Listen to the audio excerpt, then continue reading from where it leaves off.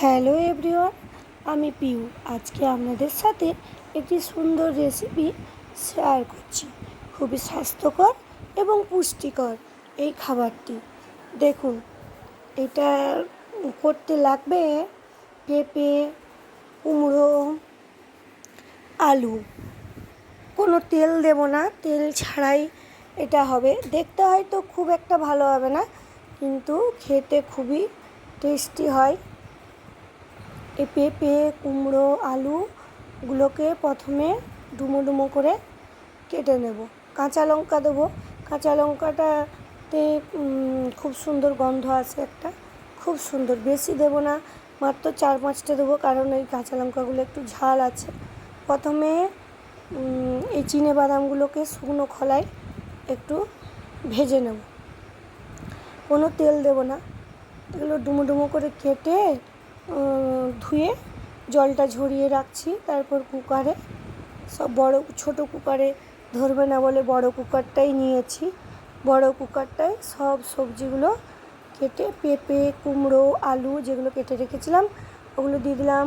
4-5টা কাঁচা লঙ্কা দিয়ে দিলাম, আর এই বাদামগুলো দিয়ে দেব ওতে। বাদামগুলো প্লাস দেখুন লাল লাল হয়ে বেশ ভাজা হয়ে গেছে, ওগুলো দিয়ে দেবো।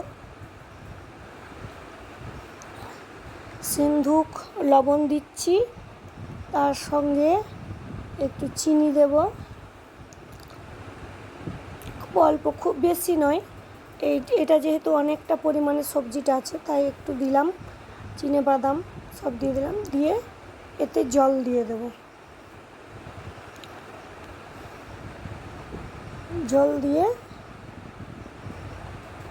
ঢাকনাটা পরিয়ে দেব। গ্যাসটা জ্বেলে দিলাম।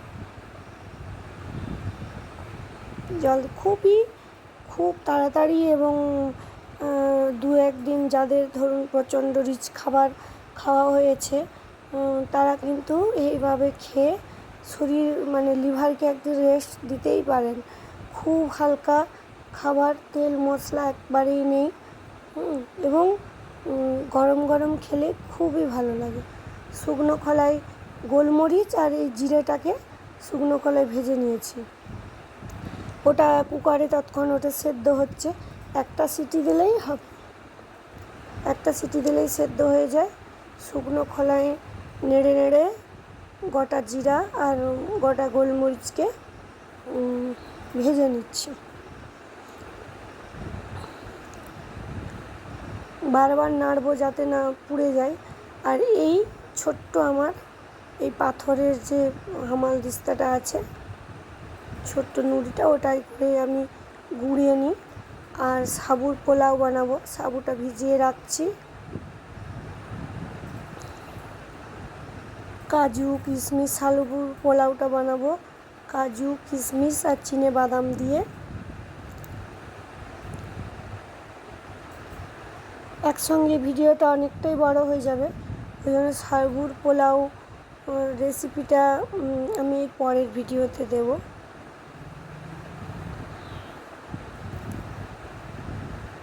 বড়োটা ভাজা হয়ে গেছে, ওটাকে ঠান্ডা করে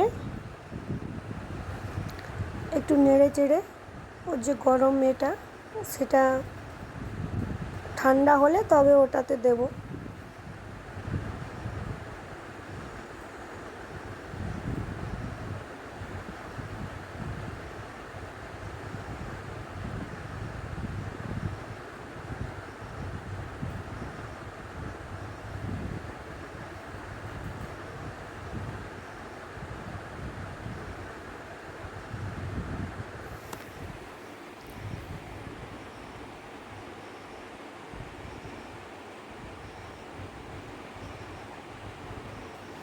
দেখুন সেদ্ধ হয়ে গেছে, এটা ঢেলেও নিয়েছি, থালাতে সব ঢেলেছি, দিয়ে এটাকে বেশ ভালো করে গুঁড়িয়ে নিচ্ছি, যাতে গোটা দানাগুলো না থাকে।